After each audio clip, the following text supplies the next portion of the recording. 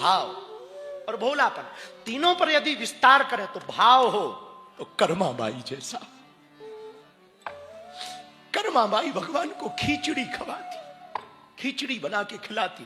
तो कर्माबाई जब भगवान को खिचड़ी बना के खिलाती ना, जल्दी जल्दी में जगन्नाथ जी को जब खिचड़ी खिलाती तो वो नहाती नहीं, नहाती नहीं, बिना नहाए खिला देती।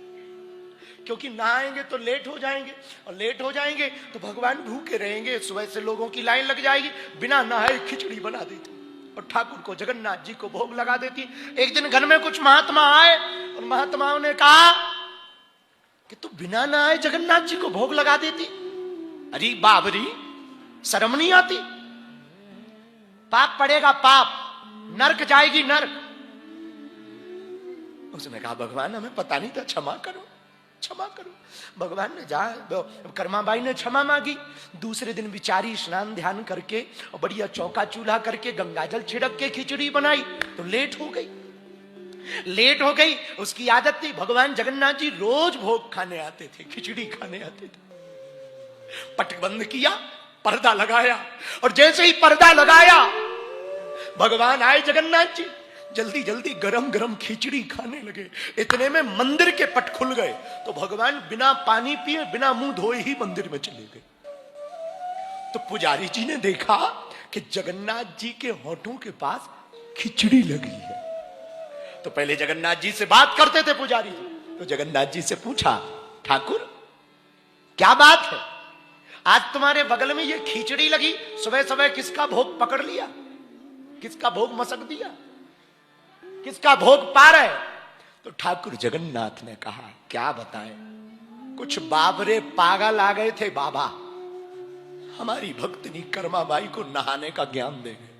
उस चक्कर में गरम खिचड़ी खाई और ऊपर से पानी भी पीने नहीं मिला। इधर जल्दी आने की जल्द थी, जिद थी, तो पानी भी नहीं पी पाए और गरम गरम खिचड़ी खाई। यदि तुम हमारी बात मानो पुजारी जी, तो एक काम करो। बोले क्या?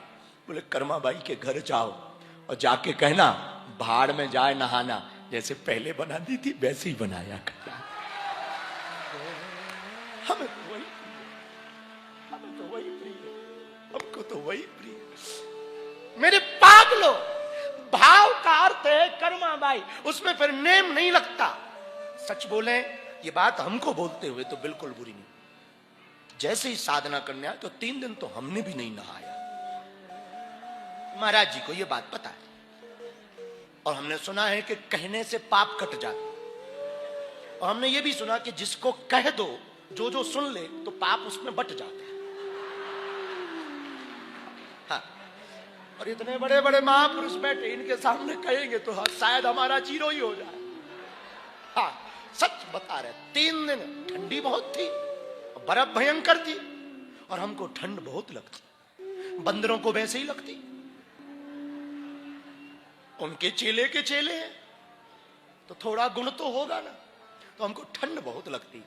3 दिन अपने राम ने स्पर्श स्नान,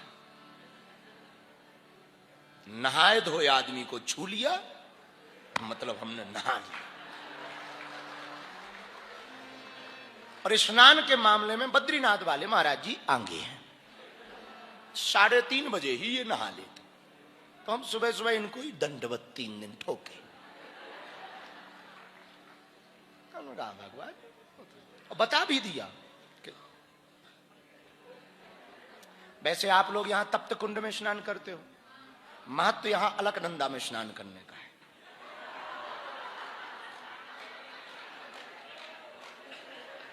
ऐसा हमने शास्त्र में पढ़ा है। अलकनंदा जी के स्नान का बड़ा महत्व है। और ये करते थे यहां। हाँ, महाराज जी ने बहुत वर्षों तक किया। एक यहां अवधूत महात्मा रहे, क्या नाम था उनका बाबा? पूज्य परमानंद अवधूत जी। क्या अद्भुत महात्मा, अवधूत महात्मा पूज्य श्री परमानंद बाबा एक लंगोट में रहते थे। महाराज जी का खाक चौक है, उसके सामने में उनकी झोपड़ी थी। उस झोपड़ी में रहते थे। सुबह सुबह उठते थे, बहुत कम बोलते थे, बैठे रहते थे, भारी पेट, अवधूत थे। ऐसे कोई आए भी, बड़े से बड़े चेला आते थे उनके पास, ऐसे बैठे रहते थे। कुछ बात किसी ने कही, आ गए। अच्छा जा रहे बाबा? इशारे, बहुत कम, कभी कभी बोलते थे। और बोलते भी कब थे? कोई बात किसी की बुराई कर रहा तब वो बोलते थे, बेटा अध्याय चेंज करो, बस अध्याय चेंज, इतना बोलते थे। सुबह सुबह जब वो उठते थे 3-4 बजे, महाराज जी की झोपड़ी नीचे थी, उनकी ऊपर थी, तो महाराज जी की झोपड़ी में टीन डल गया था, चद्दर होता ना, तो उनको स्नान करने जब अलकनंदा जी जाना होता था तो सुबह सुबह एक पत्थर उठा के महाराज जी के टीन पे पटकते, कि मतलब हम जग गए, रेडी हैं, यू कम हियर। वो पुराने प्रेमी प्रेमिकाओं का होता था ना, लेटर को पत्थर में फंसा करके,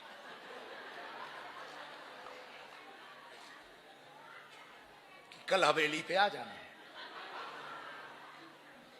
महाराज जी का भी प्रेम था, बहुत प्रेम था, अवधूत थे वो।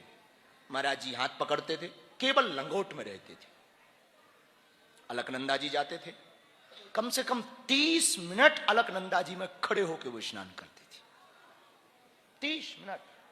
आप एक बार डुबकी लगाओ तो 2.5 मिनट तक ये होश नहीं रहेगा कि हम हैं भी कि नहीं। सुबह सुबह मुंह धोने के लिए हाथ लो तो पहले नंबर पर हाथ गायब हो जाता, पर वो 30 मिनट तक स्नान करते थे। बड़े अद्भुत परमहंस, बहुत अद्भुत महात्मा हुए। बालाजी महाराज के कृपा पात्र बागेश्वर धाम पीठाधीश्वर परम पूज्य धीरेन्द्र कृष्ण शास्त्री जी महाराज का पावन संकल्प। मध्य प्रदेश में छतरपुर के ग्राम गढ़ा में बनेगा विश्व स्तरीय कैंसर अस्पताल एवं रिसर्च सेंटर, जिसकी आधारशिला देश के यशस्वी प्रधानमंत्री नरेंद्र मोदी जी के कर कमलों से रखी जा चुकी है। 200 करोड़ रुपए की लागत वाले 100 बेड के इस अस्पताल में गरीबों का होगा मुफ्त इलाज। ये बहुत बड़ा अवसर है, बहुत बड़ा काम है। संकल्प बड़ा हो, संतों के आशीर्वाद हो, प्रभु की कृपा हो, तो समय सीमा में सब पूर्ण होता है। हमारे प्रियजनों, बागेश्वर धाम पूरे भारत के लोगों, अभी तक अस्पतालों में मंदिर थे, अब मंदिर में अस्पताल होगा। कैंसर हॉस्पिटल निर्माण हेतु सहयोग देकर पुण्य के भागी बने।